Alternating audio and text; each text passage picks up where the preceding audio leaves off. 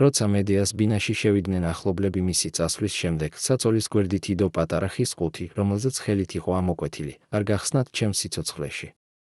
იმ ყუთში იყო 30-ზე მეტი წერილი, რომლებიც არასოდეს გაგზავნილა.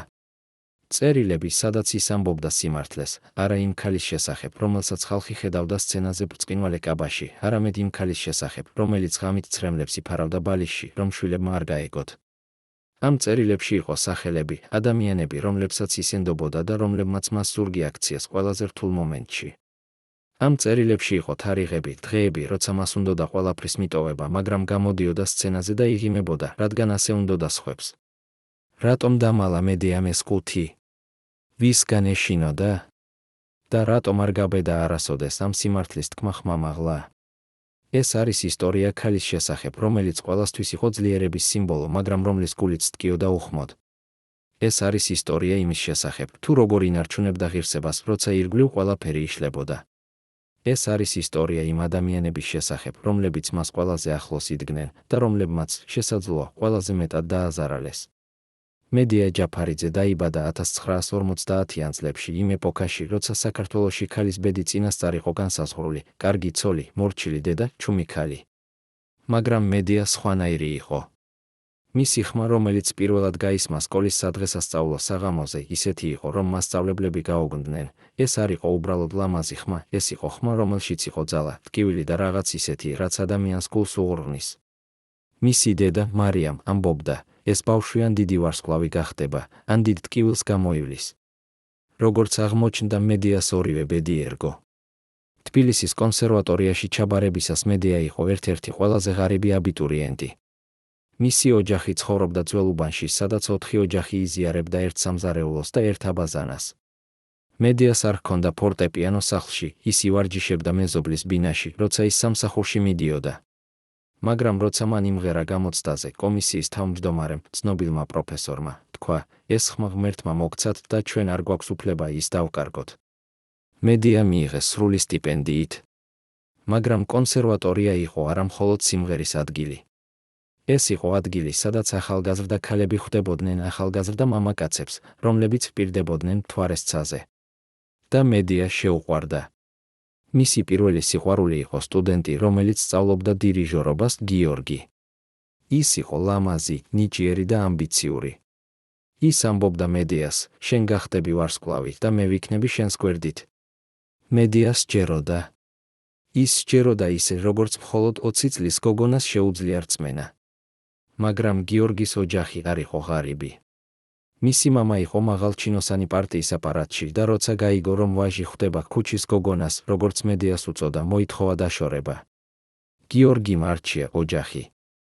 მედიამ გაიგო ეს შემთხვევით და ინახა გიორგი კონსერვატორიის ეზოში სხვა გოგონასთან, რომელიც ატარებდა ძვირფას ქურქს და ოქროს საათს. გიორგიმ თვალია არიდა. მედია არ ატირდა იქ, ეზოში. ის დაბრუნდა საერთო საცხოვრებელში, შევიდა სააბაზანოში, გახსნა წყალი, რომ არავის გაეგო და ატირდა ისე, რომ გულის ტკიოდა. ეს იყო პირველი გაკვეთილი, ძლიერი ქალი არტირის ხალხის წინაშე. ძლიერი ქალი ინახავს ტკივილს შიგნით და გრძელდება. 30 წლის განმავლობაში არავინ საუბრობდა იმ ქალზე, რომელიც იდგა მედიას გვერდით მის პირველ დიდ კონცერტზე თბილისის ოპერის თეატრში. ეს იყო ნინო, მედიას საუკეთესო მეგობარი, როგორც მედია მას უწოდებდა. ნინო იყო ის, ვინც ეხმარებოდა მედიას კაბის შერჩევაში, ის, ვისთანაც მედია იზიარებდა ყველა საიდუმლოს, ის, ვისაც მედია ენდობოდა უსიტყვოდ. მაგრამ რამდენიმე თვის შემდეგ ნინო გაქრა მედიას ცხოვრებიდან. უეცრად. უხმოდ. და მედია არასოდეს ახსენებდა მის სახელს. რა მოხდა? რატომ გაწყვიტა მედიამ ურთიერთობა ადამიანთან, რომელსაც თავისდად მიიჩნევდა? ახლა, 10 წლეულების შემდეგ, ნინო პირველად ლაპარაკობს. და მისი ვერსია ანგრევს იმ იდეალურ სურათს, რომელიც ყველას ჰქონდა მედიაზე. ნინო ამბობს, მედია იყო ძლიერი, მაგრამ ის არ იყო წმინდა. ის იცოდა, როგორ გამოეყენებინა ადამიანები. და მე ვიყავი ერთ-ერთი მათგანი. მაგრამ ეს არის მხოლოდ ნინოს ვერსია. რა არის სიმართლე? ვინ იყო ნინო ნამდვილად, მეგობარი, თუ ის, ვინც ცდილობდა მედიას ჩრდილში დარჩენას? და რატომ ლაპარაკობს ნინო მხოლოდ ახლა, როცა მედია აღარ არის აქ, რომ უპასუხოს? 1950-იან წლების ბოლოს მედია უკვე იყო ცნობილი. მისი ხმა ისმოდა რადიოში, მისი სახელი იყო აფიშებზე, მისი სურათები ქუჩებში. მაგრამ ცნობა მოაქვს არა მხოლოდ სიყვარული, არამედ შური. და ნინო, რომელიც თავად ოცნებობდა სცენაზე დგომაზე, ვერ იტანდა, რომ მედია იყო ის, ვინც ბრწყინავდა. ნინო იყო ის, ვინც მედიას უამბობდა, თუ ვინ რას ამბობდა მის შესახებ კულისებში. ის იყო ის, ვინც მედიას აფრთხილებდა მტრების შესახებ. მაგრამ რაც მედიამ არ იცოდა, ის იყო, რომ ნინო თავად იყო ერთ-ერთი მათგანი, ვინც ავრცელებდა ჭორებს. ნინო ამბობდა რეჟისორებს, რომ მედია იყო რთული, რომ ის ბრუნდებოდა ვარსკვლავურ ავადმყოფობაში. ნინო ამბობდა ჟურნალისტებს, რომ მედიას ჰქონდა საიდუმლო რომანი ქორწინებულ მამაკაცთან. ეს ყველაფერი იყო ტყუილი, მაგრამ ტყუილი, რომელიც ვრცელდებოდა სწრაფად. როცა მედიამ გაიგო, ვინ იყო წყარო, ის არ გააკეთა სკანდალი. ის უბრალოდ შეწყვიტა ნინოსთან საუბარი. ერთ დღეს ნინო მივიდა მედიას სახლში, როგორც ყოველთვის, და მედიამ უთხრა, შენ აღარ ხარ მისასალმებელი ამ სახლში. ნინო ცდილობდა ახსნას, ტიროდა, ევედრებოდა, მაგრამ მედია იდგა კარში, სახექვისებრ გაშეშებული და არაფერი არ ამბობდა. ნინო წავიდა. და მედია დახურა კარი, მიუბრუნდა კედელს და ჩაიცინა, არა სიხარულით, არამედ სიმწარით. ეს იყო მეორე გაკვეთილი, ძლიერი ქალი არ აპატიებს ღალატს. მაგრამ ძლიერი ქალი ასევე არ აჩვენებს, თუ რამდენად ტკივილს აყენებს ეს ღალატი. მედია განაგრძობდა მუშაობას. ის მღეროდა ოპერაში, ის მღეროდა კონცერტებზე, ის მღეროდა რადიოში. მაგრამ ახლა ის იყო მარტო. მას აღარ ჰყავდა საუკეთესო მეგობარი. მას ჰყავდა კოლეგები, მას ჰყავდა თანამშრომლები, მაგრამ არავინ, ვისთანაც შეეძლო ღამის 2 საათზე დარეკვა და თქმა, მე მეშინია. და მედიას ეშინოდა. ის ეშინოდა, რომ ერთ დღეს მისი ხმა გაქრებოდა. ის ეშინოდა, რომ ერთ დღეს ხალხი მოიწყენდა მასზე. ის ეშინოდა, რომ ერთ დღეს ის გაიღვიძებდა და აღმოაჩენდა, რომ ყველაფერი, რისთვისაც იბრძოდა, იყო ილუზია. მაგრამ ის არ აჩვენებდა ამ შიშს. ის გამოდიოდა სცენაზე, იღიმებოდა, იმღეროდა და ხალხი ფიქრობდა, რა ბედნიერი ქალია. არავინ იცოდა, რომ ის ღიმილი იყო ნიღაბი. 1950-იან წლების ბოლოს, ერთ საღამოს, მედიას სახლში მოვიდა კაცი, რომელსაც არავინ იცნობდა. მეზობლები ამბობენ, რომ ის იყო მაღალი, ატარებდა შავ პალტოს და ქუდს, რომელიც ფარავდა სახეს. ის შევიდა მედიას ბინაში 7 საათზე საღამოს და გამოვიდა 9 საათზე. ამ 2 საათის განმავლობაში მეზობლები ისმენდნენ ხმებს, არა ყვირილს, არამედ ინტენსიურ საუბარს, სადაც მედიას ხმა ხან მაღლა იწევდა, ხან ჩუმდებოდა. როცა კაცი გავიდა, მედია დარჩა ბინაში. მეზობელი ქალი, რომელიც ცხოვრობდა იმავე სადარბაზოში, ამბობს, რომ გვიან ღამით გაიღვიძა უცნაური ხმაურით. ეს იყო ხმა, როგორც ვიღაც ტიროდა, მაგრამ ცდილობდა ხმის ჩახშობას. დილით, როცა მედია გამოვიდა სახლიდან, მისი თვალები იყო გაბერილი, მაგრამ ის იღიმებოდა და ესალმებოდა ყველას, როგორც ყოველთვის. ვინ იყო ეს კაცი? რა უთხრა მან მედიას? და რატომ ამ შეხვედრის შემდეგ მედია შეიცვალა? მისი ახლობლები ამბობენ, რომ ამ დღის შემდეგ მედია გახდა უფრო დახურული, უფრო ფრთხილი, უფრო ეჭვიანი. ის აღარ ენდობოდა ადვილად. ის აღარ იზიარებდა თავის გეგმებს. ის იყო, როგორც ციხე, რომელიც დახურა ყველა კარს და ფანჯარას. ზოგიერთი ამბობს, რომ ეს კაცი იყო ადამიანი პარტიის აპარატიდან, რომელმაც გააფრთხილა მედია, რომ მისი სახელი იყოს სიაში იმ ხელოვანების, რომლებიც ითვლებოდნენ პოლიტიკურად არასანდოდ. ზოგი ამბობს, რომ ეს იყო ადამიანი მედიას წარსულიდან, რომელმაც მოითხოვა ფული ჩუმატყოფნისთვის რაღაც საიდუმლოს შესახებ. ზოგი კი ამბობს, რომ ეს იყო ადამიანი, რომელმაც შესთავაზა მედიას დახმარება, რომელსაც ჰქონდა საშინელი ფასი. მედია არასოდეს უთქვამს არავის, ვინ იყო ეს კაცი. მაგრამ ამ შეხვედრის შემდეგ მედიამ დაიწყო წერილების წერა, ის წერილები, რომლებიც იპოვეს ხის ყუთში. წერილები, სადაც ის ამბობდა, მე ვიცი, რომ ისინი მიყურებენ. მე ვიცი, რომ ისინი ელოდებიან ჩემს შეცდომას. მაგრამ მე არ მივცემ მათ ეს კმაყოფილება. ვინ იყვნენ ისინი? რისი ელოდნენ? და რა შეცდომა შეეშინდა მედიას? მედია განაგრძობდა მუშაობას. ის მღეროდა, ის ღიმოდა, ის იყო ის, რასაც ხალხი უყურებდა და აღფრთოვანებული იყო. მაგრამ შიგნით მედია იყო ქალი, რომელიც იბრძოდა ომს, რომელსაც არავინ ხედავდა. ის იყო ომი თავის შიშებთან. ომი თავის ტკივილთან. ომი იმ სამყაროსთან, რომელიც მოითხოვდა მისგან სრულყოფილებას, მაგრამ არ აძლევდა მას უფლებას, ყოფილიყო ადამიანი. და მედია იბრძოდა. ის იბრძოდა ისე, როგორც მხოლოდ ძლიერ ქალს შეუძლია, ჩუმად ღირსეულად არ აჩვენებდა სისუსტეს.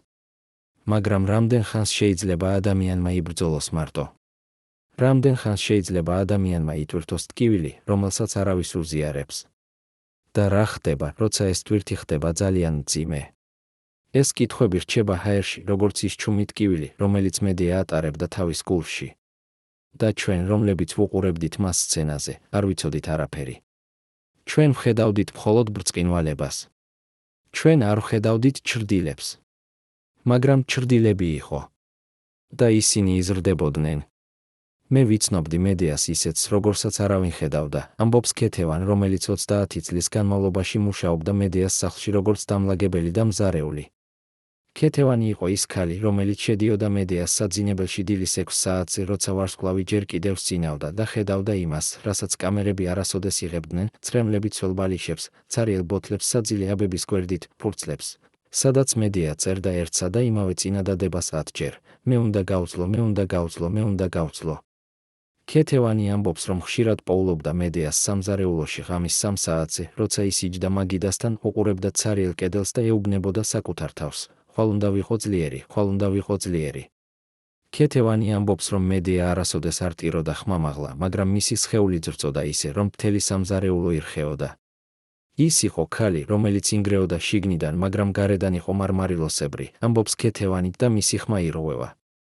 რატომ ლაპარაკობს ქეთევანი მხოლოდ ახლა?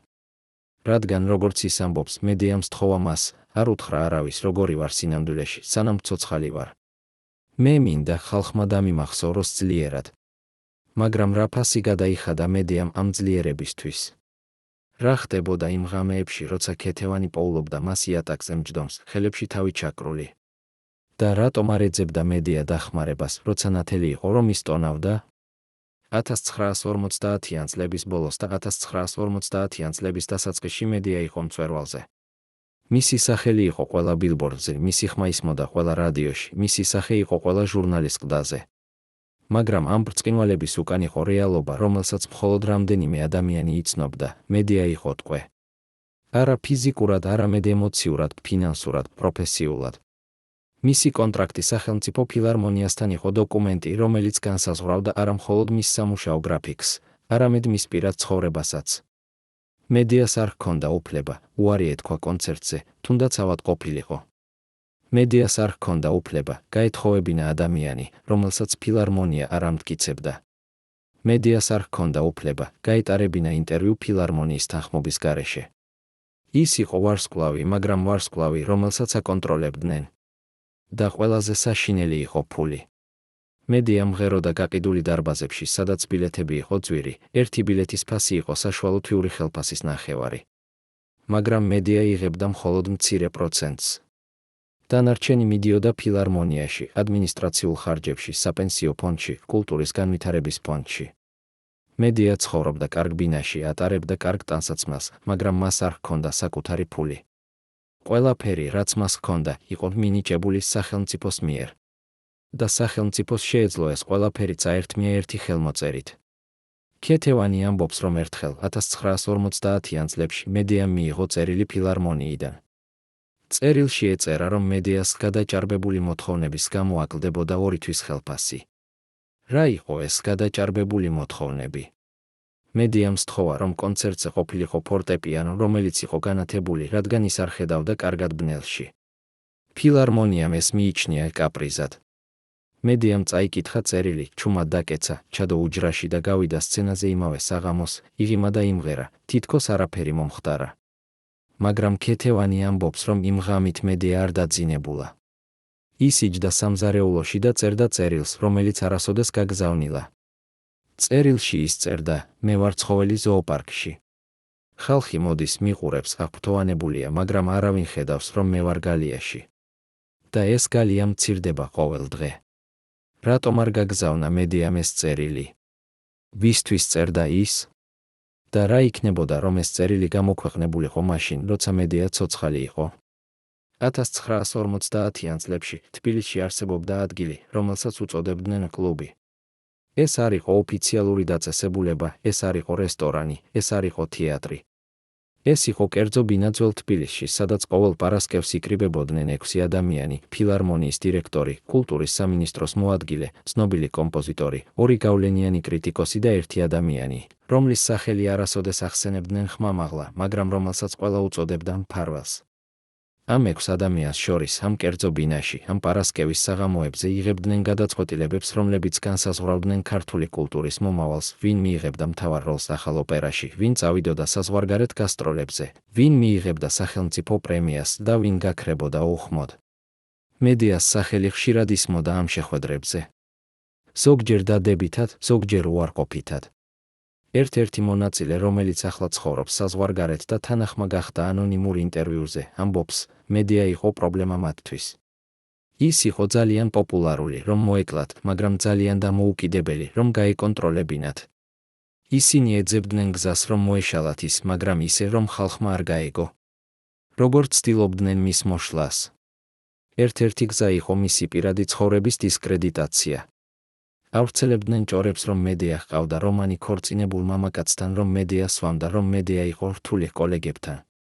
ეს ყველაფერი იყო ტყუილი, მაგრამ ტყუილი, რომელიც მუშაობდა, ადამიანები იწყებდნენ ეჩვის შეტანას. მაგრამ მედია იცოდა ამის შესახებ. როგორ? რადგან ერთ-ერთმა მონაწილემ, კომპოზიტორმა, რომელიც თავად იყო შეყვარებული მედიაში, გააფრთხილა ის. ის უთხრა მედიას, ისინი გეგმავენ რაღაცას. ფრთხილად იყავი. არ მისცე მათ მიზეზი. მედიამ ჰკითხა, რა გეგმავენ? კომპოზიტორმა უპასუხა, მე არ ვიცი ზუსტად, მაგრამ ისინი ლაპარაკობენ იმაზე, რომ შენ უნდა ჩამოგაშორონ რამდენიმე თვით. რომ ხალხმა დაგივიწყოს ცოტა. რომ შენ გახდე უფრო მორჩილი. მედია არ გახდა მორჩილი. ის განაგრძობდა მუშაობას, ის განაგრძობდა სიმღერას, ის განაგრძობდა იმის ყოფნას, რაც იყო ძლიერი და მოუკიდებელი, არ იდრეკებოდა. მაგრამ ეს ჰქონდა ფასი. 1950-იან წლებში მედიას უეცრად გააუქმეს რამდენიმე მნიშვნელოვანი კონცერტი. ოფიციალური მიზეზი იყო ტექნიკური პრობლემები. რეალური მიზეზი იყო, რომ კლუბმა გადაწყვიტა, რომ მედიას სჭირდებოდა გაკვეთილი. ქეთევანი ამბობს, რომ იმ პერიოდში მედია იყო განადგურებული. ის არ ტიროდა, ის არ ყვიროდა, მაგრამ ის იჯდა თავის საძინებელში საათობით უყურებდა ფანჯარას და არაფერს არ ამბობდა. ერთხელ ქეთევანმა ჰკითხა, მედია, რატომ არ იბრძვი? მედიამ უპასუხა, რადგან თუ ვიბრძვი, ისინი წაართმევენ ყველაფერს. და მე მჭირდება ეს ყველაფერი, არა ჩემთვის, არამედ იმ ადამიანებისთვის, რომლებიც დამოკიდებულნი არიან ჩემზე. ვინ იყვნენ ეს ადამიანები? მედიას ოჯახი? მისი შვილები? თუ ის ადამიანები, რომლებსაც მედია ფარულად ეხმარებოდა ფინანსურად, ღარიბი მუსიკოსები, ავადმყოფი კოლეგები, ახალგაზრდა ნიჭიერი სტუდენტები, რომლებსაც არ ჰქონდათ ფული სწავლის გასაგრძელებლად. მედია არ იყო მხოლოდ ვარსკვლავი. ის იყო ქველმოქმედი, რომელიც მუშაობდა ჩუმად. მაგრამ ეს ქველმოქმედება ასევე იყო ტვირთი, რომელიც მედია ატარებდა მარტო, რადგან ის არ უნდოდა, რომ ვინმე გაეგო, რამდენ ადამიანს ეხმარებოდა. რატომ? რადგან მედია იცოდა, რომ თუ კლუბი გაიგებდა ამის შესახებ, ისინი გამოიყენებდნენ ამას მის წინააღმდეგ და ადანაშაულებდნენ მას არალეგალურ ფინანსურ ოპერაციებში, გადასახადების თავისარიდებაში, ან რაიმე სხვაში, რაც გაანადგურებდა მის რეპუტაციას. ასე რომ მედია ჩუმობდა. ის ეხმარებოდა ჩუმად, ის იტანჯებოდა ჩუმად, ის იბრძოდა ჩუმად. და ხალხი ხედავდა მხოლოდ ბრწყინვალებას. მაგრამ რამდენ ხანს შეიძლება ადამიანმა იცხოვროს ორმაგ ცხოვრებაში, ერთი ცხოვრება სცენაზე, სადაც ყველაფერი სრულყოფილია, და მეორე ცხოვრება სახლში, სადაც ყველაფერი იშლება. რამდენ ხანს შეიძლება ადამიანმა იყოს ძლიერი, როცა შიგნით ისკვდება? 1950-იან წლებში მედიამ იყიდა პატარა სახლი თბილისის გარეუბანში, ადგილას, რომელსაც არავინ იცნობდა. ოფიციალურად ეს სახლი იყო რეგისტრირებული მისი შორეული ნათესავის სახელზე, მაგრამ რეალურად ეს იყო მედიას საიდუმლო თავშესაფარი.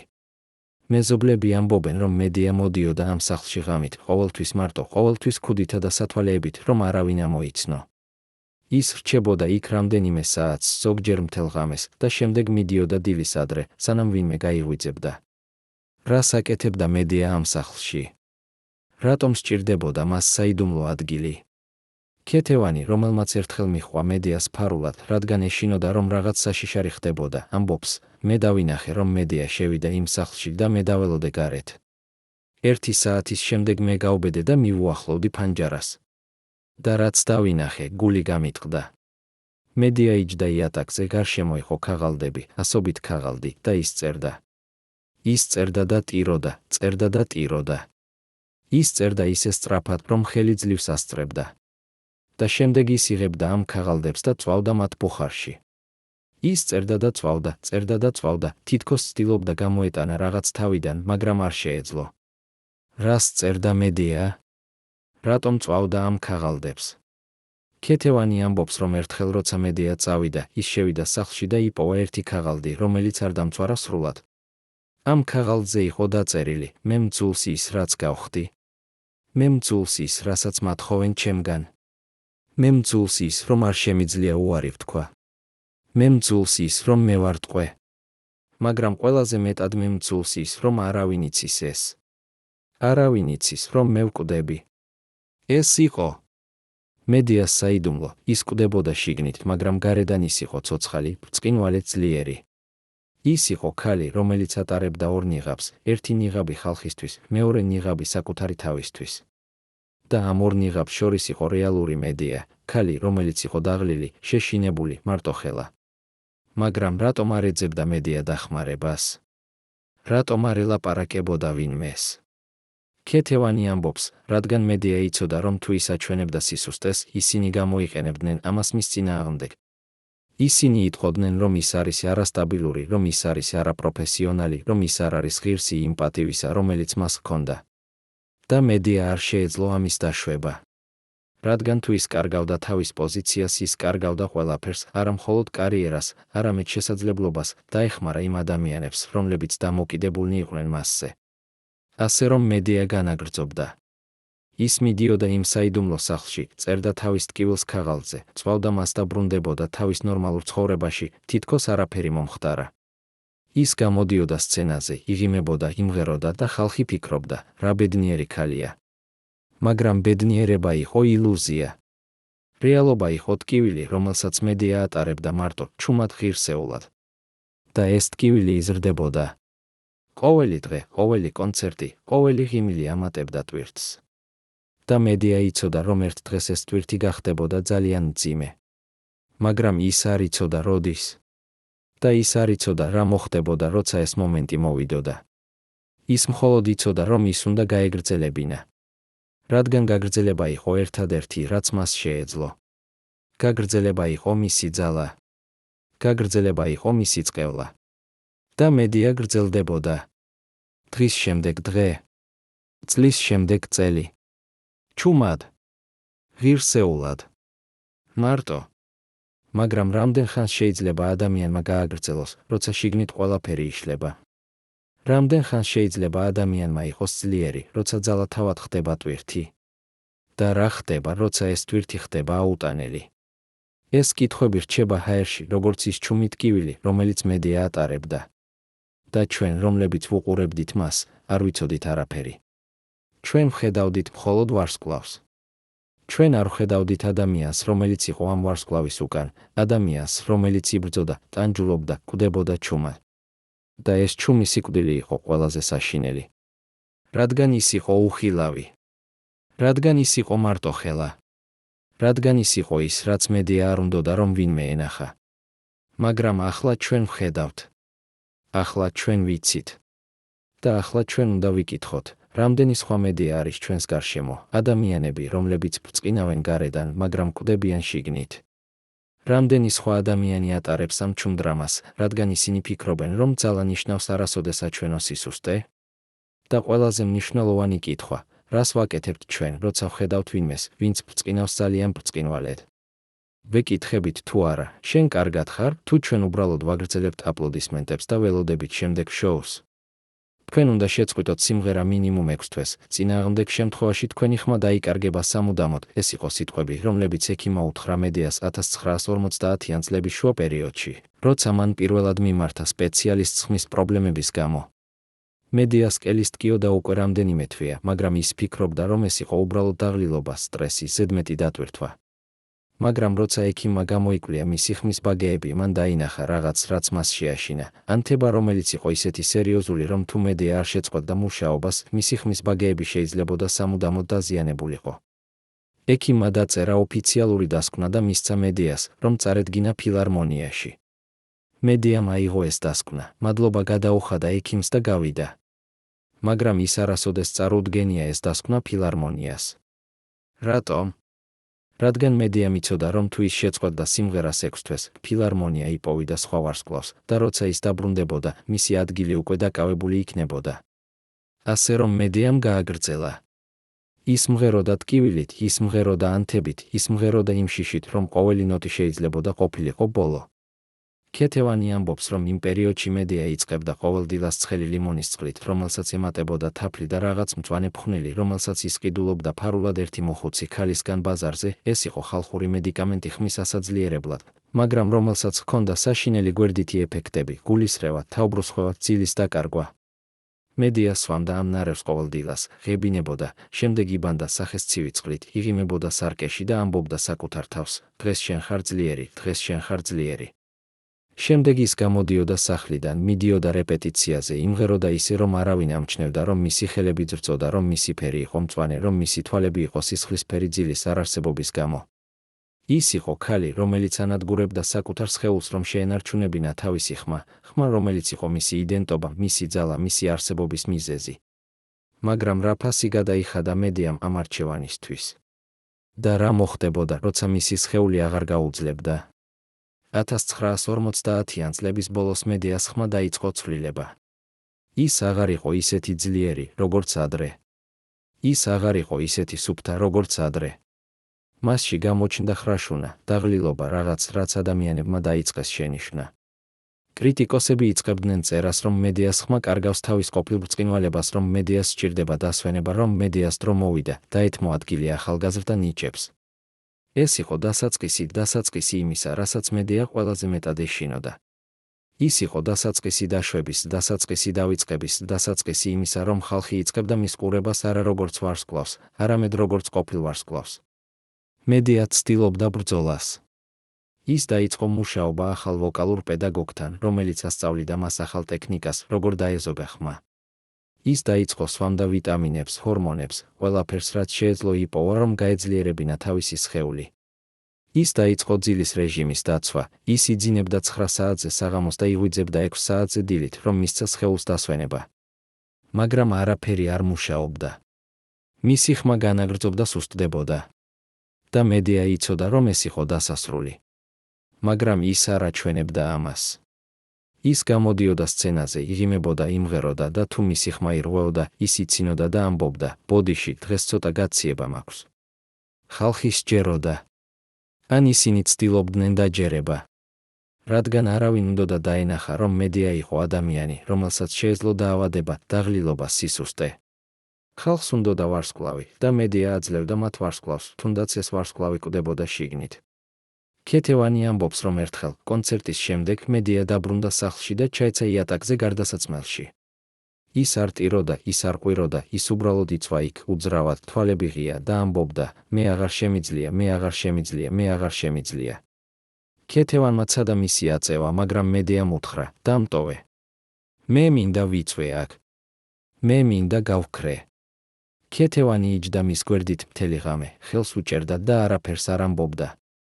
რადგან რა შეეძლო ეთქვა? რა სიტყვები შეეძლო იამსუბუქებინა ტკივილი ქალისა, რომელიც კარგავდა ერთადერთ, რაც მას ჰქონდა, თავის ხმას, თავის იდენტობას, თავის არსებობის მიზეზს? როგორ ცხოვრობს ადამიანი, როცა ის კარგავს იმას, რაც მას განსაზღვრავს? როგორ გრძელდება ადამიანი, როცა მისი სხეული მას ღალატობს? და რა რჩება, როცა ყველაფერი, რისთვისაც იბრძოდი, იწყებს გაქრობას? 1950-იან წლების ბოლოს მედიას ჰყავდა მენეჯერი, რომელსაც ჰქვია ვახტანგი. ვახტანგი იყო ადამიანი, რომელიც მედიასთან იყო თავიდან, მას ახსოვდა მედია, როცა ის იყო უბრალო სტუდენტი კონსერვატორიაში, მას ახსოვდა მედიას პირველი კონცერტი, მას ახსოვდა ყველა ბრძოლა, ყველა გამარჯვება, ყველა წაგება. ვახტანგი იყო არა მხოლოდ მენეჯერი, ის იყო მეგობარი, კონფიდანტი ადამიანი, რომელსაც მედია ენდობოდა უსიტყვოდ. ვახტანგი იყო ის, ვინც აწყობდა მედიას კონცერტებს, ის, ვინც მოლაპარაკებდა ფილარმონიასთან, ის, ვინც იცავდა მედიას ინტერესებს. ან ასე ფიქრობდა მედია. მაგრამ რეალობა იყო სხვა. ვახტანგი იყო ადამიანი, რომელიც თამაშობდა ორმაგ თამაშს, ერთი მხრივ ის იყო მედიას ერთგული მეგობარი, მეორე მხრივ ის იყო ადამიანი, რომელიც ფარულად მუშაობდა კლუბთან იმ 6 ადამიანთან, რომლებიც აკონტროლებდნენ ქართულ კულტურას. ვახტანგი აწვდიდა მათ ინფორმაციას მედიას შესახებ, მისი გეგმები, მისი შიშები, მისი სისუსტეები. და სანაცვლოდ ვახტანგი იღებდა ფულს, პოზიციას, გავლენას. ის იყო ჯაშუში, რომელიც იდგა მედიას გვერდით და ღიმოდა, ხოლო იმავდროულად აწვდიდა დანასმის მტრებს. როგორ გაიგო მედიამ ეს? შემთხვევით 1950-იან წლების ბოლოს ერთ საღამოს მედია დაბრუნდა სახლში ადრე კონცერტიდან, რადგან კონცერტი გაუქმდა ტექნიკური პრობლემების გამო. როცა ის შევიდა თავის ბინაში, მან გაიგონა ხმები, ვახტანგის ხმა და სხვა ვიღაცის ხმა. ისინი საუბრობდნენ მედიას კაბინეტში, სადაც ვახტანგი ხშირად მუშაობდა. მედია ჩუმად მიუახლოვდა კარს და დაიწყო მოსმენა. და რაც გაიგონა, გული გაუტყდა. ვახტანგი ამბობდა, მედიას ხმა სუსტდება, ეს არის იდეალური მომენტი, რომ ჩამოვაშოროთ ის. ჩვენ უნდა დავიწყოთ კამპანია მედიაში, რომ მედია არის მოძველებული, რომ მედია არის წარსული. ჩვენ უნდა მოვამზადოთ საზოგადოება იმისთვის, რომ მედიას ადგილი დაიკავოს ახალმა ვარსკვლავმა. მეორე ხმა, რომელიც იყო ერთ-ერთი კლუბის წევრი, უპასუხა, შენ კარგად აკეთებ. ვახტანგ, შენ ხარ ჩვენი საუკეთესო ინვესტიცია. გააგრძელე ასე და შენ მიიღებ ყველაფერს, რაც დაგპირდი, ახალი ოფისი, ახალი მანქანა, ახალი პოზიცია ფილარმონიაში. ვახტანგი იცინოდა და ამბობდა, მედია არაფერს ეჩვობს. ის მე მიიჩნევს თავის საუკეთესო მეგობრად. ის არის ისეთი გულუბრყვილო. მედია იდგა კარის უკან და გრძნობდა, როგორ იშლებოდა მისი სამყარო. ის არ შევიდა კაბინეტში, ის არ გააკეთა სკანდალი, ის არ ატირდა. ის უბრალოდ ჩუმად დაბრუნდა სადარბაზოში, გამოვიდა ქუჩაში და დაიწყო სიარული. ის დადიოდა თბილისის ქუჩებში რამდენიმე საათის განმავლობაში, არ იცოდა სად მიდიოდა, არ იცოდა რას აკეთებდა. ის უბრალოდ დადიოდა და მისი გონება იყო ცარიელი, არა ტკივილით, არა რისხვით, არამედ უბრალოდ სიცარიელით, რომელიც იყო უარესი ვიდრე ნებისმიერი ემოცია. როცა ის დაბრუნდა სახლში, ვახტანგი უკვე წასული იყო. მედიამ შევიდა კაბინეტში, დაინახა ვახტანგის დატოვებული დოკუმენტები მაგიდაზე, კონტრაქტები, წერილები, ჩანაწერები. ის აიღო ეს დოკუმენტები, წაიკითხა ისინი და გაიგო სრული სურათი. ვახტანგი არა მხოლოდ აწვდიდა ინფორმაციას კლუბს, ის ასევე იღებდა ფულს მედიას ანგარიშიდან, მცირე თანხებს, რომლებიც არ იყო შესამჩნევი, მაგრამ რომლებიც წლების განმავლობაში გროვდებოდა და ქმნიდა დიდ თანხას. ვახტანგი იპარავდა მედიას ფულს, ხოლო იმავდროულად ღიმოდა მის სახეში და ამბობდა, მე ყოველთვის ვიქნები შენს გვერდით. მედიამ აიღო ყველა ეს დოკუმენტი, ჩადო ერთ დიდ კონვერტში და დაწერა მასზე, ვახტანგისთვის შენი ნამდვილი სახე. შემდეგ ის დარეკა ვახტანგს და უთხრა, ხვალ-დილით მოდი ჩემთან. მე უნდა გესაუბრო. ვახტანგმა უპასუხა, რა მოხდა? ყველაფერი კარგად არის? მედიამ უპასუხა, ყველაფერი კარგად არის. უბრალოდ მოდი. მეორე დღეს დილით ვახტანგი მოვიდა მედიას სახლში, როგორც ყოველთვის, ღიმილით, ყავით, ყვავილებით. ის შევიდა, დაჯდა და მედიამ მისცა მას კონვერტი. ვახტანგმა გახსნა კონვერტი, დაინახა დოკუმენტები და მისი სახე გაფითრდა. ის ცდილობდა რაღაცის თქმას, მაგრამ მედიამ აიწია ხელი და უთხრა, არაფერი არ თქვა. მე ყველაფერი ვიცი. მე გავიგონე ყველაფერი. და ახლა მე მინდა რომ შენ წახვიდე ჩემი სახლიდან და აღარასოდეს დაბრუნდე. შენ აღარ ხარ ჩემი მენეჯერი. შენ აღარ ხარ ჩემი მეგობარი. შენ აღარ ხარ არაფერი ჩემთვის.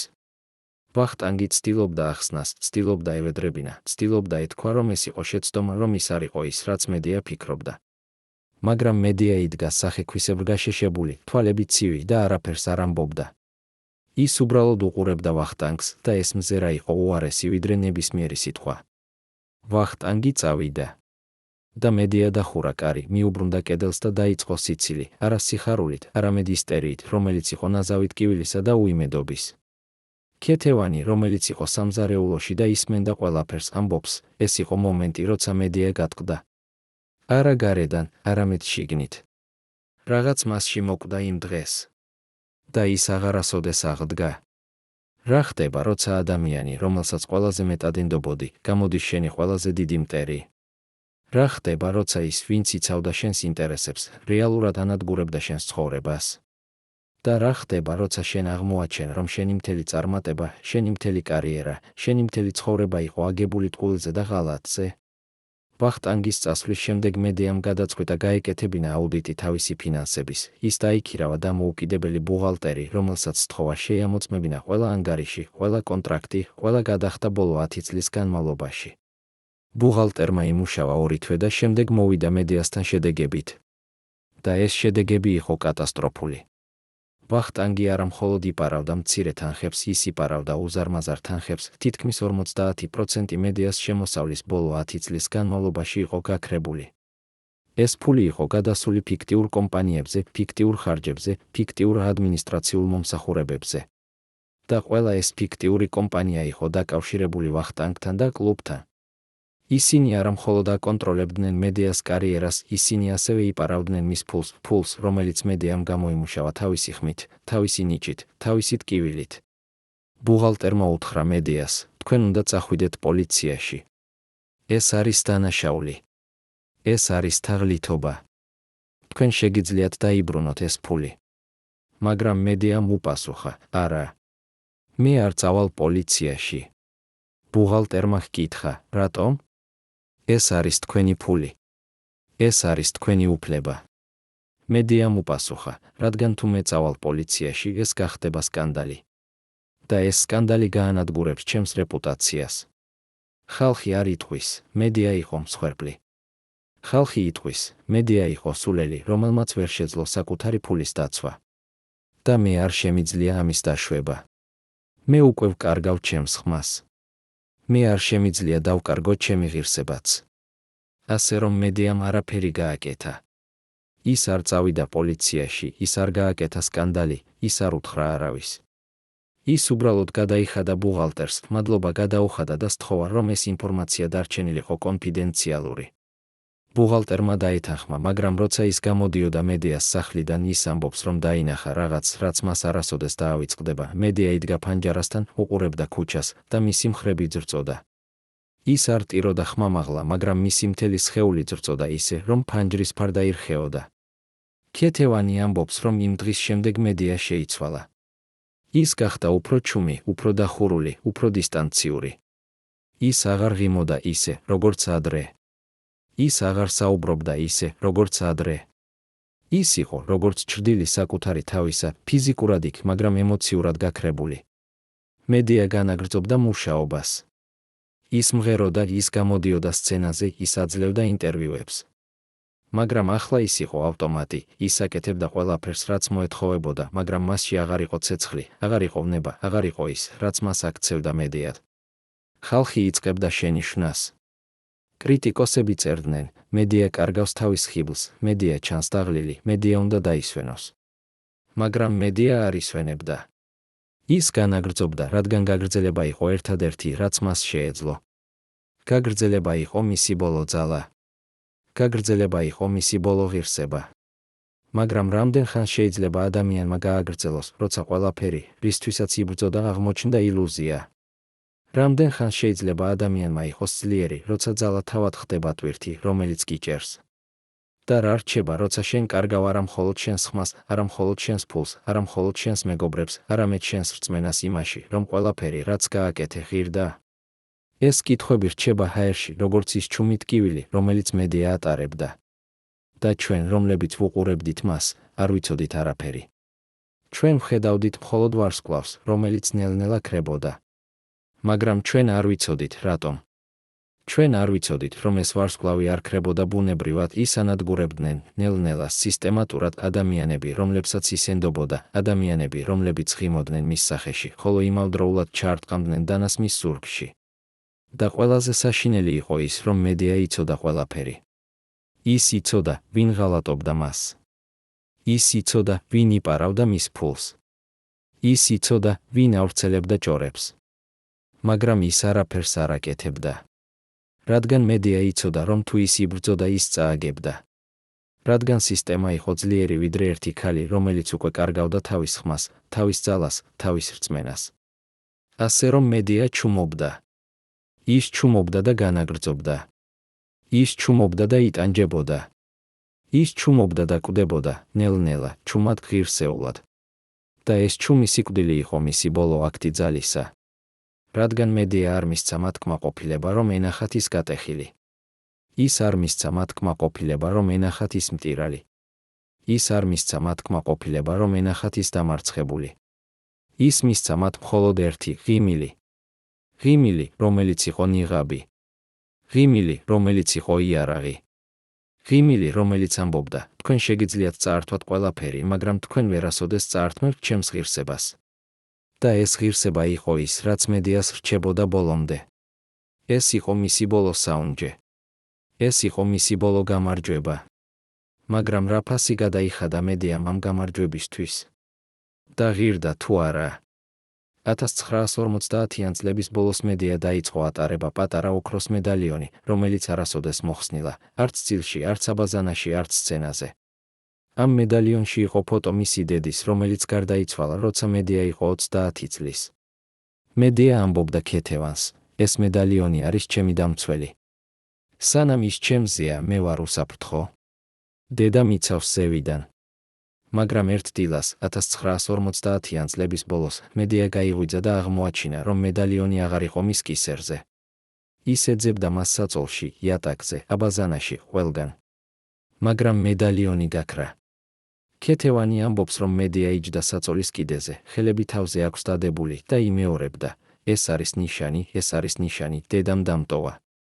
ქეთევანმა ცადა მისი დამშვიდება უთხრა, რომ მედალიონი შეიძლებოდა დაეცა სადმე, რომ ისინი იპოვიდნენ მას. მაგრამ მედია თავს აქნევდა და ამბობდა, არა, ეს არ არის შემთხვევა. დედამ მომიგზავნა შეტყობინება. ის მეუბნება, რომ დრო მოვიდა. რა დრო? დროს რისთვის? მედია არ ხსნიდა. ის უბრალოდ ჩუმად იჯდა, უყურებდა ფანჯარას და ელოდა რაღაცას, რაც მხოლოდ მან იცოდა. იმ დღის შემდეგ მედია დაიწყო უცნაური ქცევა. ის დაიწყო თავისი ნივთების დალაგება, ძველი წერილები, ფოტოები, დოკუმენტები. ის ყოფდა მათ ორ ნაწილად, ერთი ნაწილი, რომელიც უნდა დარჩენილიყო და მეორე ნაწილი, რომელიც უნდა დამწვარიყო. ქეთევანი ამბობს, რომ მედია წვავდა ქაღალდებს ეზოში, პატარა ლითონის ურნაში და უყურებდა, როგორ იქცეოდა ისინი ფერფლად. ერთხელ ქეთევანმა ჰკითხა, მედია, რატომ აკეთებ ამას? რატომ წვავ შენს მოგონებებს? მედიამ უპასუხა, რადგან მე არ მინდა, რომ ვინმე იპოვოს ისინი და გამოიყენოს ჩემს წინააღმდეგ. მე არ მინდა, რომ ჩემი სისუსტეები გახდეს სხვისი ძალა. მე მინდა, რომ როცა მე წავალ, ჩემთან წავიდეს ყველაფერი, რაც იყო ჩემი ტკივილი. მაგრამ ერთი ხუთი მედიამ არ დაცვა, ის ხუთი, რომელიც იდომის საწოლის გვერდით, ხუთი, რომელზეც იყო ამოკვეთილი, არ გახსნათ ჩემს სიცოცხლეში. ამ ხუთში იყო ის წერილები, რომლებიც მედიამ წერა წლების განმავლობაში, წერილები, რომლებიც არასოდეს გაგზავნილა, წერილები, რომლებშიც იყო სიმართლე. მედია დატოვა ეს ხუთი, რადგან ის უნდოდა, რომ ერთ დღეს, როცა ის აღარ იქნებოდა, ვინმე იპოვოს ეს წერილები და გაეგო, რომ მედია არ იყო მხოლოდ ვარსკვლავი, არამედ ადამიანი, რომელიც იტანჯებოდა, რომელიც იბრძოდა, რომელიც ცდილობდა გაეგრძელებინა, მიუხედავად ყველაფრისა. ქეთევანი ამბობს, რომ იმ პერიოდში მედია ხშირად საუბრობდა თავის დედასთან, არა ტელეფონით, რადგან დედა გარდაცვლილი იყო, არამედ ხმამაღლა, თითქოს დედა იდგა მის გვერდით. მედია ამბობდა, დედა, მე დავიღალე. მე აღარ შემიძლია. მე მინდა მოვიდე შენთან. და შემდეგ ის ჩუმდებოდა, თითქოს ისმენდა პასუხს და ამბობდა, მე ვიცი, მე უნდა გავძლო კიდევ ცოტა. მაგრამ რამდენ ხანს, დედა? როცა ადამიანი იწყებს საუბარს გარდაცვლილებთან, ეს არის ნიშანი იმისა, რომ ის ემზადება წასვლისთვის. ნიშანი იმისა, რომ ის უკვე ხედავს რაღაცას, რასაც ჩვენ ვერ ვხედავთ. ნიშანი იმისა, რომ საზღვარი ამ სამყაროსა და მეორე სამყაროს შორის ხდება თხელი, გამჭვირვალე. მედია იყო ამ საზღვარზე. ის იყო ქალი, რომელიც ერთი ფეხით იდგა ამ სამყაროში, მეორე ფეხით, მეორე სამყაროში. და ის ელოდა იმ მომენტს, როცა ის გადადგამდა ბოლო ნაბიჯს. მაგრამ რა იყო ეს მომენტი? როდის მოვიდოდა ის? და რა დატოვებდა მედია ამ სამყაროში, როცა ის წავიდოდა? 1950-იან წლების ბოლოს ფილარმონიის დირექტორის მაგიდაზე გამოჩნდა დოკუმენტი, რომელსაც არავინ ელოდა. ეს იყო რეკომენდაცია კულტურის სამინისტროდან, რომელშიც ეწერა, რომ მედია ჯაფარიძე უნდა დროებით მოშორებულიყო სცენას ჯანმრთელობის მდგომარეობის გამო. ოფიციალური მიზეზი იყო ხმის ბაგეების ანთება, რომელიც საჭიროებს ხანგრძლივ მკურნალობას. რეალური მიზეზი იყო სხვა, კლუბმა გადაწყვიტა, რომ მედიას დრო მოვიდა და ეთმო ადგილი ახალ თაობას. ისინი უკვე ჰყავდათ ახალი ვარსკვლავი, ახალგაზრდა გოგონა, 22 წლის, ლამაზი, მორჩილი, რომელიც არ სვამდა კითხვებს და არ აპროტესტებდა გადაწყვეტილებებს. ეს გოგონა იყო იდეალური, ის იყო ცარიელი ფურცელი, რომელზეც კლუბს შეეძლო დაეწერა ყველაფერი, რაც უნდოდა. მედიამ მიიღო ეს დოკუმენტი ოფიციალური წერილით. წერილში ეწერა: პატივცემულო მედია გრიგორი სასულო, ჩვენ გსურს შეგატყობინებთ, რომ თქვენი ჯანმრთელობის მდგომარეობის გათვალისწინებით, ჩვენ გირჩევთ დროებით შეაჩეროთ თქვენი საკონცერტო საქმიანობა და გაიაროთ სრული სამედიცინო გამოკვლევა. ჩვენ ვიმედოვნებთ, რომ თქვენი ჯანმრთელობა მალე აღდგება და თქვენ დაბრუნდებით სცენაზე. მაგრამ მედიამ იცოდა, რომ ეს იყო ტყუილი. ის იცოდა, რომ დროებით ნიშნავდა სამუდამოდ. ის იცოდა, რომ როცა ის დროებით დატოვებდა სცენას, მის ადგილს დაიკავებდა ახალი გოგონა და როცა მედია გამოჯანმრთელდებოდა, აღარავინ დაინტერესდებოდა მისი დაბრუნებით. ქეთევანი ამბობს, რომ როცა მედიამ წაიკითხა ეს წერილი, ის არ ატირდა, ის არ ყვიროდა, ის არ გააკეთა სკანდალი. ის უბრალოდ ჩუმად დაკეცა წერილი, ჩადო უჯრაში და თქვა, ასე რომ ეს არის დასასრული. ქეთევანმა ჰკითხა, რას აპირებ? მედიამ უპასუხა, მე აპირებ გავაკეთო ის, რაც მე ყოველთვის ვაკეთებდი, გავაგრძელო. მე გავაკეთებ ჩემი ბოლო კონცერტი. და ეს იქნება კონცერტი, რომელსაც არავინ დაივიწყებს.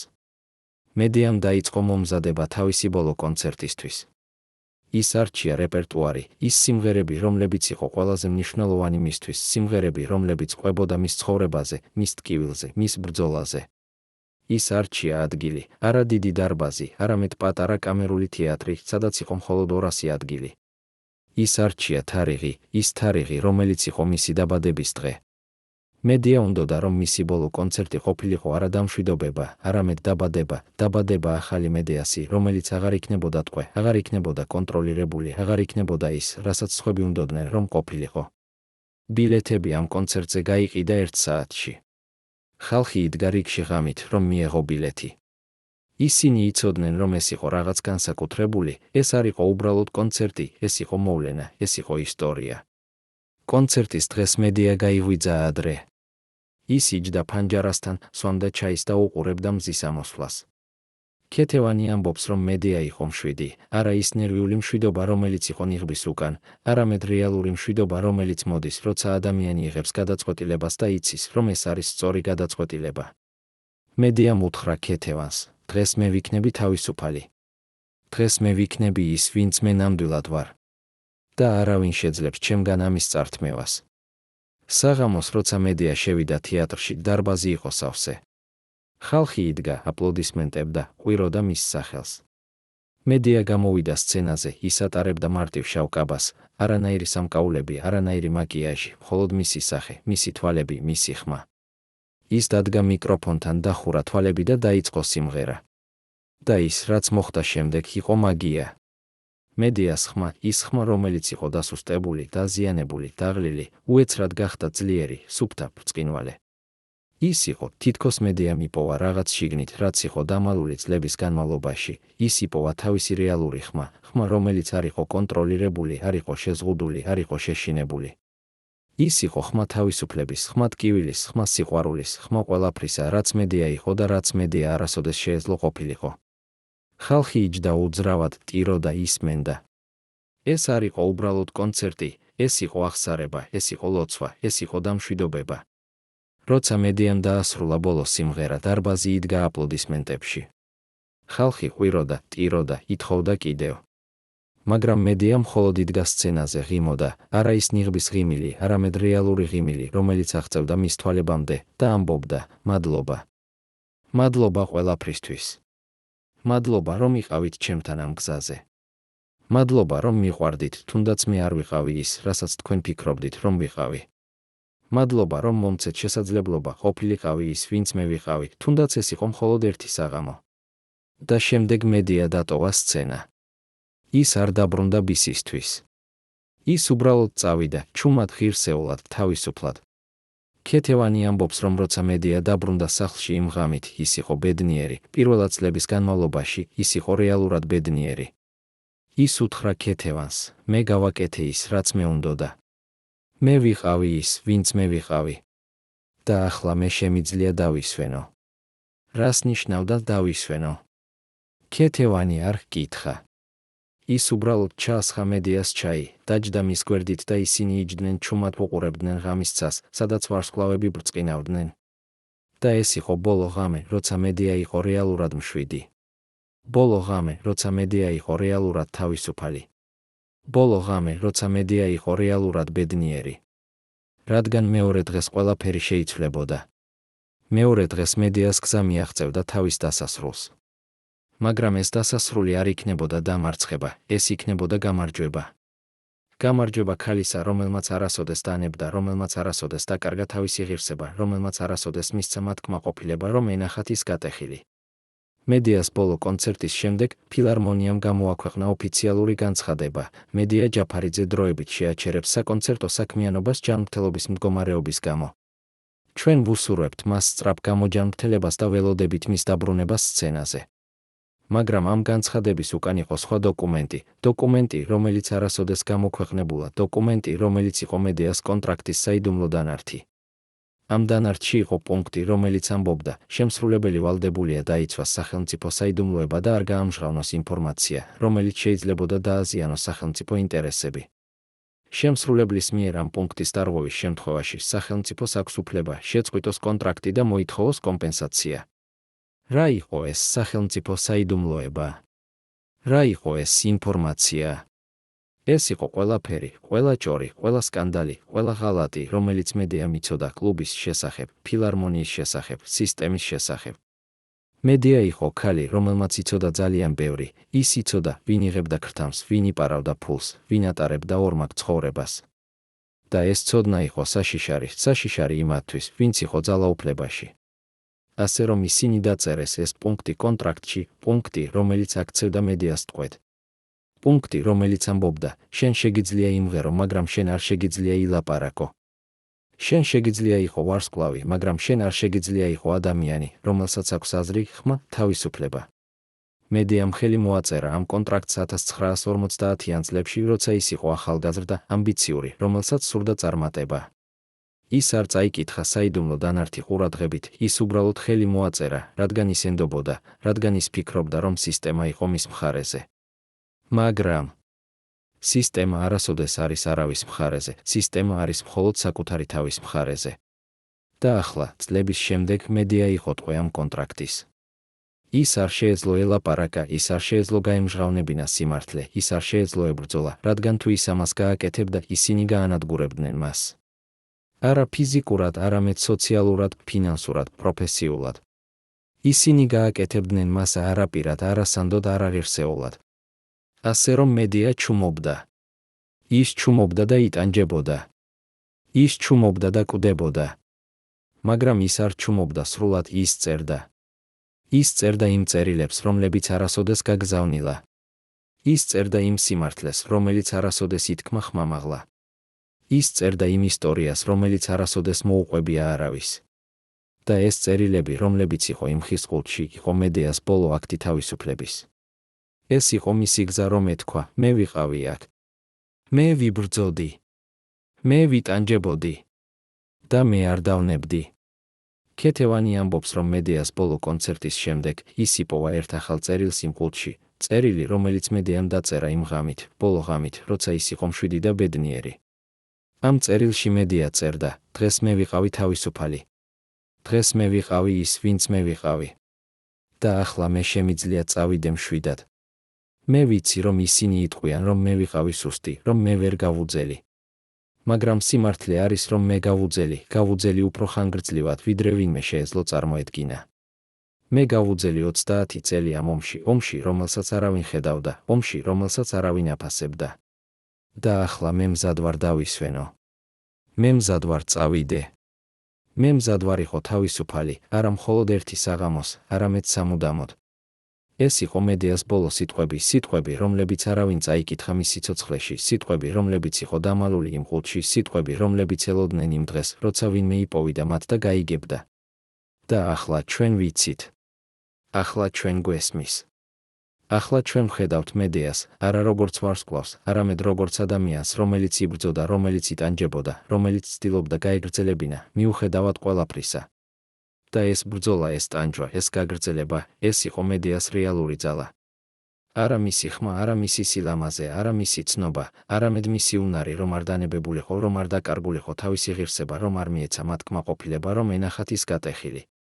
და ეს იყო მედიას გამარჯვება, გამარჯვება, რომელიც არავინ დაინახა, გამარჯვება, რომელიც არავინ აღიარა, გამარჯვება, რომელიც იყო მხოლოდ მისი. მაგრამ ეს გამარჯვება იყო რეალური. და ეს გამარჯვება იყო ღირებული. მედიას ბოლო კონცერტის შემდეგ გავიდა 2 თვე. ამ 2 თვის განმავლობაში მედია ცხოვრობდა ჩუმად, ის არ გამოდიოდა სახლიდან, ის არ იღებდა სტუმრებს, ის არ აძლევდა ინტერვიუებს. ის უბრალოდ იჯდა თავის ბინაში, კითხულობდა წიგნებს, უყურებდა ფანჯარას, წერდა წერილებს. ქეთევანი ამბობს, რომ მედია იყო მშვიდი, არა დეპრესიული, არა უიმედო, არამედ მშვიდი, თითქოს ის მიიღო რაღაც გადაწყვეტილება და ელოდა მის განხორციელებას. ერთ დილას, ადრე გაზაფხულზე, ქეთევანი შევიდა მედიას საძინებელში, რომ გაეღვიძებინა ის საუზმისთვის. მაგრამ მედია არ გამოეხმაურა. ქეთევანი მიუახლოვდა საწოლს და დაინახა, რომ მედია იწვა მშვიდად, თვალები დახურული, ხელები გულზე დადებული, სახე მშვიდი. ის ჩანდა, თითქოს ის ძინავდა, მაგრამ ის არ ძინავდა. მედიას გზა დასრულდა იმ ღამით, ჩუმად, მშვიდად, ღირსეულად, როგორც ის ყოველთვის ცხოვრობდა. ექიმები თქვეს, რომ მიზეზი იყო გულის შეტევა, გული, რომელიც იყო დაღლილი წლების ტკივილით, წლების ბრძოლით, წლების ტვირთით. მაგრამ ზოგიერთი ამბობს, რომ ეს არ იყო უბრალოდ გულის შეტევა, ეს იყო გადაწყვეტილება. გადაწყვეტილება ქალისა, რომელმაც გააკეთა ყველაფერი, რაც შეეძლო, რომელმაც იბრძოლა ყველა ბრძოლა, რომელიც შეეძლო და რომელმაც ახლა იცოდა, რომ დრო მოვიდა დასვენების. მედიას დაკრძალვა იყო მოვლენა, ათასობით ადამიანი მოვიდა, რომ დაემშვიდობებინა. ისინი მოაქვთ ყვავილები, ისინი ტიროდნენ, ისინი ამბობდნენ, ჩვენ დავკარგეთ ვარსკვლავი. მაგრამ ისინი არ იცოდნენ, რომ ისინი დაკარგეს არა მხოლოდ ვარსკვლავი, ისინი დაკარგეს ადამიანი, რომელიც იბრძოდა ჩუმად, რომელიც იტანჯებოდა ჩუმად, რომელიც ცხოვრობდა ჩუმად. ფილარმონიამ გამოაქვეყნა ოფიციალური განცხადება, ჩვენ დავკარგეთ ერთ-ერთი ყველაზე დიდი ხმა ქართულ კულტურაში. მედია ჯაფარიძე იყო ლეგენდა, რომელიც დარჩება ჩვენს გულებში სამუდამოდ. მაგრამ ამ განცხადებაში არ იყო არაფერი იმის შესახებ, თუ როგორ ექცეოდნენ მედიას, როგორ აკონტროლებდნენ მას, როგორ იპარავდნენ მის ფულს, როგორ ანადგურებდნენ მის ცხოვრებას. ისინი ლაპარაკობდნენ მხოლოდ ბრწყინვალებაზე, არა ჩრდილებზე, რომლებიც იყო ამ ბრწყინვალების უკან. და ვახტანგი? ის, ვინც ღალატობდა მედიას წლების განმავლობაში? ის, ვინც იპარავდა მის ფულს და აწვდიდა ინფორმაციას მის მტრებს?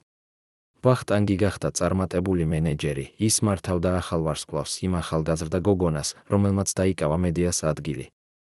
ის ცხოვრობდა კარგ სახლში, ატარებდა ძვირფას ტანსაცმელს, დადიოდა ძვირფას რესტორნებში. ის არასოდეს აპოლოგიზებულა, ის არასოდეს აღიარა თავისი ღალატი, ის არასოდეს გრძნობდა სინანულს.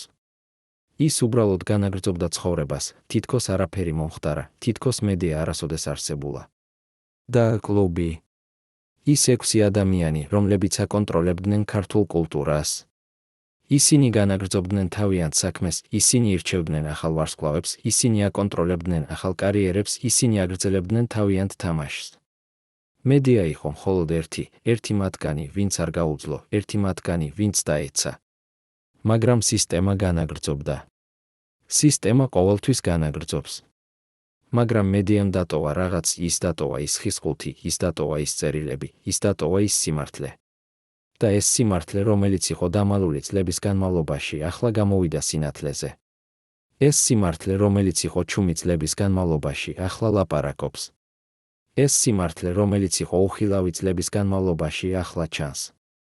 და ეს სიმართლე ამბობს, მედია არ იყო მხოლოდ ვარსკვლავი, ის იყო ადამიანი, რომელიც იბრძოდა, რომელიც იტანჯებოდა, რომელიც ცდილობდა გაეგრძელებინა, მიუხედავად ყველაფრისა. ის იყო ქალი, რომელიც არ დანებდა, რომელიც არ კარგავდა თავის ღირსებას, რომელიც არ აძლევდა მათ კმაყოფილებას, რომ ენახათ ის გატეხილი. და ეს იყო მედიას რეალური ძალა, არა მისი ხმა, არა მისი სილამაზე, არა მისი ცნობა, არამედ მისი ღირსება, რომელიც დარჩა მასთან ბოლომდე.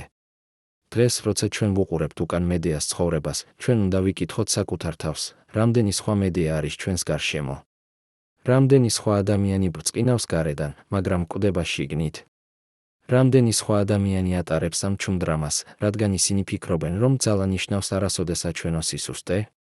ჩვენ ვცხოვრობთ სამყაროში, სადაც ჩვენ ვაფასებთ ბრწყინვალებას, ჩვენ ვაფასებთ წარმატებას, ცნობას, ძალას. მაგრამ ჩვენ არ ვაფასებთ იმას, რაც არის ამ ბრწყინვალების უკან, ბრძოლას, ტანჯვას, ტკივილს. ჩვენ არ ვაფასებთ იმ ადამიანებს, რომლებიც იბრძვიან ჩუმად, რომლებიც იტანჯებიან ჩუმად, რომლებიც ცდილობენ გააგრძელონ მიუხედავად ყველაფრისა. მედია იყო ერთ-ერთი მათგანი. ის იყო ქალი, რომელიც იბრძოდა ომს, რომელსაც არავინ ხედავდა. ის იყო ქალი, რომელიც ატარებდა ტვირთს, რომელსაც არავინ აფასებდა. ის იყო ქალი, რომელიც ცდილობდა გაეგრძელებინა, როცა ყველაფერი მის გარშემო იშლებოდა. და ჩვენ, რომლებიც ვუყურებდით მას, არ ვიცოდით არაფერი. ჩვენ ვხედავდით მხოლოდ ვარსკვლავს. ჩვენ არ ვხედავდით ადამიანს. მაგრამ ახლა ჩვენ ვიცით. ახლა ჩვენ გვესმის. და ახლა ჩვენ უნდა ვიკითხოთ, რას ვაკეთებთ ჩვენ ამ ცოდნით. როგორ ვიცვლებით ჩვენ, როცა ვიცით, რომ ბრწყინვალების უკან შეიძლებოდა იყოს ტკივილი? როგორ ვეპყრობით ჩვენ იმ ადამიანებს, რომლებიც ბრწყინავენ ჩვენს გარშემო, ვეკითხებით თუ არა მათ, შენ კარგად ხარ, თუ ჩვენ უბრალოდ ვაგრძელებთ აპლოდისმენტებს და ველოდებით შემდეგ შოუს? მედიას ისტორია არის გაფრთხილება იმის შესახებ, რომ ძალა არ არის ის, რასაც ჩვენ ვფიქრობთ. ძალა არ არის არასოდეს აჩვენო სისუსტე. ძალა არის აღიარო შენი სისუსტე და მოითხოვო დახმარება. ძალა არის თქვა, მე არ ვარ კარგად და მე მჭირდება დახმარება. მაგრამ მედიას არ შეეძლო ეს თქმა. რადგან სისტემა, რომელშიც ის ცხოვრობდა, არ აძლევდა მას ამ უფლებას. სისტემა მოითხოვდა მისგან სრულყოფილებას, ბრწყინვალებას, ძალას ყოველთვის, ყოველ მომენტში, ყოველ სიტუაციაში. და მედია ცდილობდა შეესრულებინა ეს მოთხოვნა. ის ცდილობდა იყოს ის, რასაც სისტემა უნდოდა რომ ყოფილიყო. მაგრამ ამ ცდაში ის დაკარგა საკუთარი თავი. ის დაკარგა თავისი ხმა, არა მხოლოდ ფიზიკურად, არამედ მეტაფორულად. ის დაკარგა თავისი უნარი, რომ ეთქვა, ეს არის ის, ვინც მე ვარ. ეს არის ის, რაც მე მჭირდება. ეს არის ის, ვისთვისაც მე ვიბრძვი. და ეს დაკარგვა იყო ტრაგედია, რომელიც არავინ დაინახა, ტრაგედია, რომელიც არავინ აღიარა, ტრაგედია, რომელიც იყო ჩუმი, უხილავი, მარტოხელა.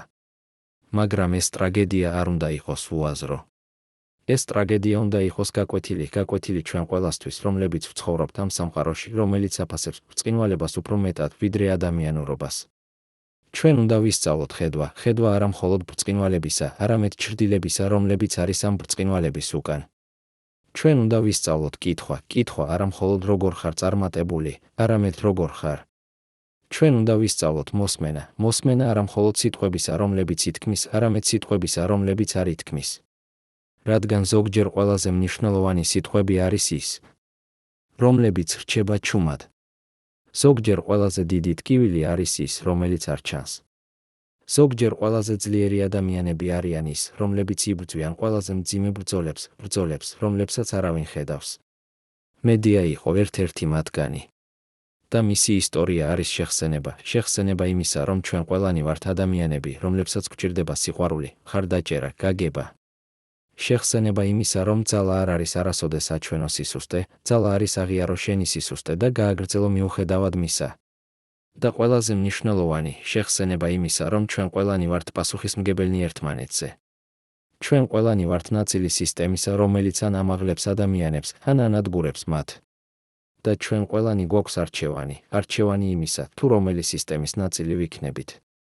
მედიამ გააკეთა თავისი არჩევანი. ის არჩია ღირსება, ის არჩია ძალა, ის არჩია გაგრძელება, მიუხედავად ყველაფრისა. და ეს არჩევანი იყო მისი გამარჯვება. მაგრამ ეს გამარჯვება მოვიდა ფასად, რომელიც იყო ძალიან მაღალი. და ჩვენ უნდა ვიკითხოთ საკუთარ თავს, ღირდა თუ არა. ღირდა თუ არა ეს ღირსება იმ ტკივილისა, რომელიც მედიამ გამოიარა. ღირდა თუ არა ეს ძალა იმ მარტოობისა, რომელიც მედიამ იგრძნო. ღირდა თუ არა ეს გაგრძელება იმ სიცოცხლისა, რომელიც მედიამ დაკარგა. ეს არის კითხვები, რომლებზეც არ არსებობს მარტივი პასუხები. ეს არის კითხვები, რომლებზეც თითოეული ჩვენგანი უნდა იპოვოს საკუთარი პასუხი. მაგრამ ერთი რამ არის ნათელი, მედიას ისტორია არ უნდა დაივიწყოს. მედიას ისტორია უნდა გაიხსენოს, უნდა მოიყოლოს, უნდა გაიზიაროს. რადგან მხოლოდ ამ გზით ჩვენ შეგვიძლია ვისწავლოთ, შეგვიძლია შევიცვალოთ, შეგვიძლია შევქმნათ სამყაროს, სადაც სხვა მედეები არ მოუწევთ იმავე ბრძოლის გავლა, იმავე ტკივილის გამოცდა, იმავე მარტოობის გრძნობა. მეგობრებო, როგორ ფიქრობთ მედია ჯაფარიძეზე? იყო თუ არა ის მსხვერპლი სისტემისა, რომელიც მას აკონტროლებდა, თუ თავად იყო პასუხისმგებელი თავის ბედზე? შეეძლო თუ არა მას სხვაგვარად მოქცევა, თუ ის გზა, რომელიც მან აირჩია, იყო ერთადერთი შესაძლო? დაწერეთ თქვენი აზრი კომენტარებში, ჩვენთვის მნიშვნელოვანია, იცით თუ არა მედიას ისტორია თქვენს ქალაქში, გახსოვთ თუ არა მისი ხმა, მისი სიმღერები, მისი ღირსება. დააჭირეთ ლაიქს, თუ თქვენთვის მნიშვნელოვანია სიმართლე და გამოიწერეთ ჩვენი არხი, რომ გაიგოთ მეტი ისტორიები იმ ადამიანების შესახებ, რომლებიც ბრწყინავდნენ სცენაზე, მაგრამ იბრძოდნენ ჩუმად კულისებში. მედიას ისტორია არ უნდა დაივიწყოს, ის უნდა გაიხსენოს, რომ ჩვენ ყველანი ვისწავლოთ, რომ ძალა არ არის ჩუმობა, ძალა არის ხმა, რომელიც ამბობს სიმართლეს, თუნდაც ეს სიმართლე იყოს მტკივნეული.